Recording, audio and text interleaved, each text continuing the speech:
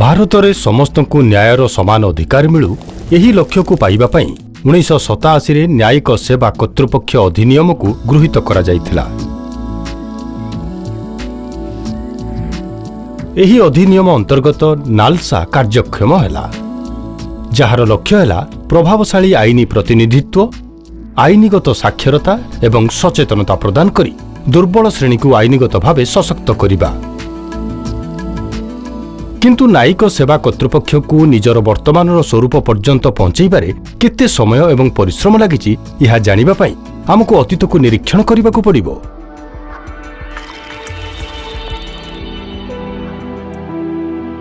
ନ୍ୟାୟ ଯେପରି ସମସ୍ତଙ୍କୁ ମିଳିପାରିବ ସେଥିପାଇଁ ଏ କ୍ଷେତ୍ରରେ ପ୍ରଥମ ଗୁରୁତ୍ୱପୂର୍ଣ୍ଣ ପଦକ୍ଷେପ ଥିଲା ବିଚାରପତି ଏନ୍.ଏଚ୍. ଭଗବତୀଙ୍କ ଅଧ୍ୟକ୍ଷତାରେ 1949ରେ ବମ୍ବେ ସମିତିର ଗଠନ।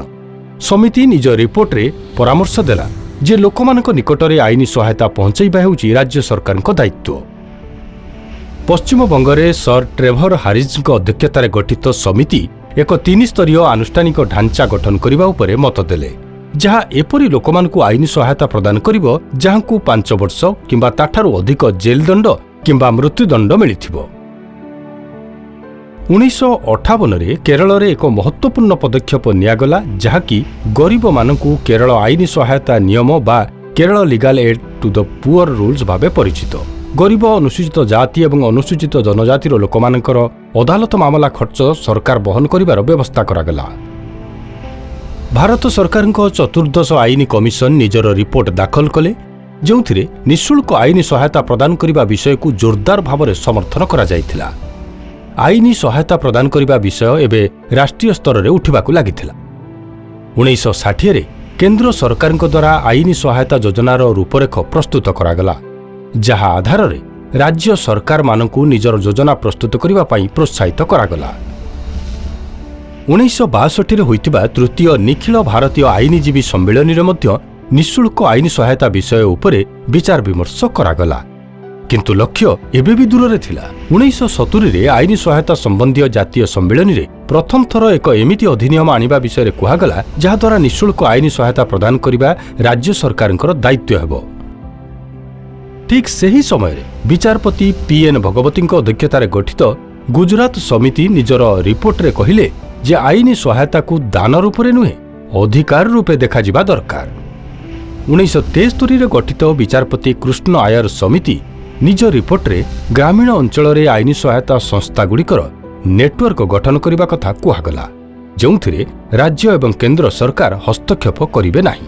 1976 ଡିସେମ୍ବରରେ ସମ୍ବିଧାନରେ 42ତମ ସଂଶୋଧନ ଅଧିନିୟମ ସଂସଦରେ ପାସ୍ କରାଗଲା, ଯାହାଦ୍ୱାରା ଅନୁଚ୍ଛେଦ 39 କ କାର୍ଯ୍ୟକ୍ଷମ ହେଲା।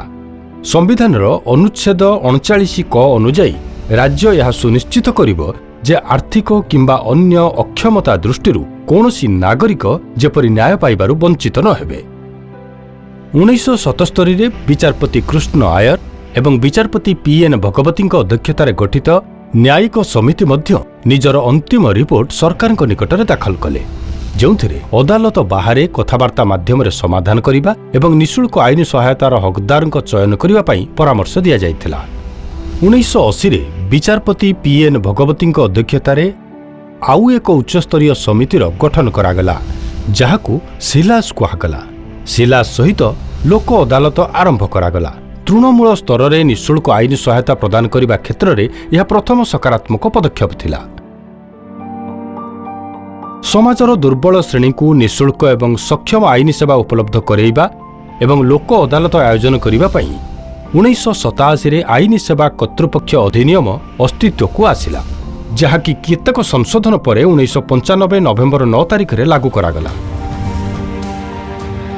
ଅଧିନିୟମ ଅନ୍ତର୍ଗତ ନାଲସାକୁ ସର୍ବୋଚ୍ଚ କେନ୍ଦ୍ରୀୟ କର୍ତ୍ତୃପକ୍ଷ ଭାବେ ସ୍ଥାପନ କରାଗଲା ଏବଂ ବିଭିନ୍ନ ସେବା କର୍ତ୍ତୃପକ୍ଷ ଏବଂ ସମିତି ପୁରା ଦେଶରେ ରାଜ୍ୟ, କେନ୍ଦ୍ରଶାସିତ ରାଜ୍ୟ, ଜିଲ୍ଲା ତଥା ତହସିଲ ସ୍ତରରେ ସ୍ଥାପନ କରାଗଲା। 2005 ମସିହା ବେଳକୁ ସାରା ଦେଶରେ ଆଇନ ସଚେତନତା ଶିବିରମାନ ଲଗାଗଲା, ଯେଉଁଠି ଆଇନ ସହିତ ସରକାରୀ ଯୋଜନାଗୁଡ଼ିକ ବିଷୟରେ ମଧ୍ୟ ଲୋକମାନଙ୍କୁ ଅବଗତ କରାଗଲା। 2009ରେ ଆସିଥିବା ଯୋଜନା ଅନ୍ତର୍ଗତ PLB ମାନେ ପାରା ଲିଗାଲ ଭଲେଣ୍ଟିୟର୍ସର ଚୟନ କରାଯିବା ଆରମ୍ଭ ହେଲା। ଯେଉଁମାନେ କି ସାଧାରଣ ଲୋକ ଏବଂ ଆଇନ ସଂସ୍ଥାଗୁଡ଼ିକ ମଧ୍ୟରେ ସମନ୍ୱୟର କାମ କରିବାକୁ ଲାଗିଲେ, ଯେମିତି ବିନା ବ୍ୟବଧାନରେ ନ୍ୟାୟ ମିଳିପାରିବ। 2010ରେ ଏଡିଆର୍ ମାନେ ଅଲ୍ଟରନେଟ୍ ଡିସ୍ପ୍ୟୁଟ୍ ରିଡ୍ରେସାଲ ସେଣ୍ଟର ଅର୍ଥାତ୍ ବିବାଦ ସମାଧାନ ବିକଳ୍ପ କେନ୍ଦ୍ରଗୁଡ଼ିକ ଖୋଲାଗଲା, ଯେଉଁଠି ଲୋକ ଅଦାଲତ, ମଧ୍ୟସ୍ଥତା ଏବଂ ଆଇନ ସହାୟତା ଗୋଟିଏ ସ୍ଥାନରେ ପ୍ରଦାନ କରାଯିବାକୁ ଲାଗିଲା। 2010ରେ ବନ୍ୟା, ଭୂମିକମ୍ପ ଏବଂ ମରୁଡ଼ି ପରି ଦୁର୍ବିପାକର ପୀଡ଼ିତମାନଙ୍କ ପାଇଁ ଯୋଜନା ପ୍ରସ୍ତୁତ କରାଗଲା। 2011ରେ ଲିଗାଲ ସର୍ଭିସ୍ କ୍ଲିନିକ୍ ଗଠନ କରାଗଲା, ଯିଏକି ଗରିବ ଲୋକମାନଙ୍କୁ ଆଇନ ସହାୟତା, ମଧ୍ୟସ୍ଥତା, ପରାମର୍ଶ ଏବଂ ମୀମାଂସା ପ୍ରଦାନ କରିବାକୁ ଲାଗିଲା। ଆଇନ ସହାୟତା ଏବେ ଘରେ ଘରେ ପହଞ୍ଚିବାକୁ ଲାଗିଲା। ନାଲସାର କାର୍ଯ୍ୟକ୍ଷେତ୍ରର ପରିସୀମା ଧୀରେ ଧୀରେ ବଢ଼ି ଚାଲିଲା, ଆଉ ସମାଜର ପ୍ରତ୍ୟେକ ବର୍ଗଙ୍କ କଲ୍ୟାଣ ପାଇଁ ନୂଆ ନୂଆ ଯୋଜନା ପ୍ରସ୍ତୁତ ହେବାକୁ ଲାଗିଲା। 2015ରେ 7ଟି ନୂଆ ଯୋଜନା ଅଣାଗଲା, ଯେଉଁଥିରେ ଯୌନ ଶୋଷଣ ପୀଡ଼ିତ, ମାନସିକ ରୂପେ ରୋଗଗ୍ରସ୍ତ ଏବଂ ଦିବ୍ୟାଙ୍ଗ ବ୍ୟକ୍ତି, ନିଶା ପୀଡ଼ିତ, ଅସଙ୍ଗଠିତ କ୍ଷେତ୍ରର ଶ୍ରମିକ, ଗରିବ, ଆଦିବାସୀ ଏବଂ ପିଲାମାନଙ୍କ ସହାୟତା ପାଇଁ ପଦକ୍ଷେପ ନିଆଗଲା।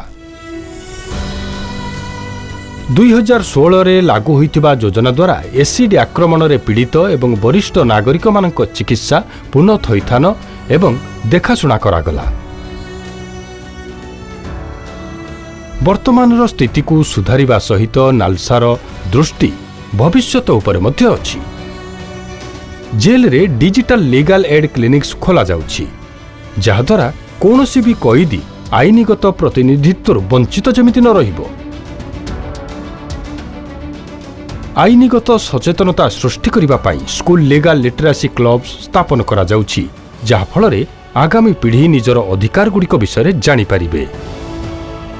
ଆଇନଗତ ସଚେତନତା ସହିତ ଅନଗ୍ରସର ଶ୍ରେଣୀଙ୍କ ସଶକ୍ତିକରଣ ପାଇଁ ଆଇନ ସେବା ସହ ସଶକ୍ତିକରଣ ଶିବିର ମଧ୍ୟ ଲଗାଯାଉଛି। ନାଲସା ନିରନ୍ତର ନିଜ କାମ କରିବାର ଶୈଳୀରେ ସୁଧାର କରୁଛି ଏବଂ ଦେଶର କୋଣେ ଅନୁକୋଣେ ନ୍ୟାୟର ଶାସନ ସ୍ଥାପନ କରିବା କ୍ଷେତ୍ରରେ କାର୍ଯ୍ୟରତ ଅଛି।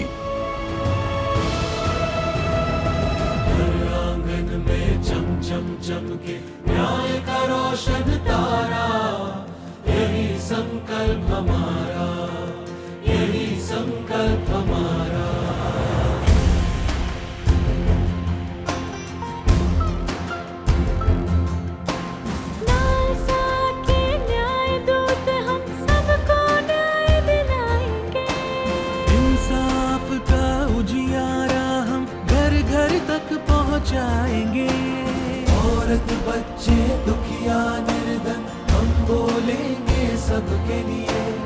अब न्यायालय के दरवाजे हम खोलेंगे सबके लिए। निर्बल का बल बन जाएंगे, देंगे सबको सहारा। यही संकल्प हमारा, यही संकल्प हमारा।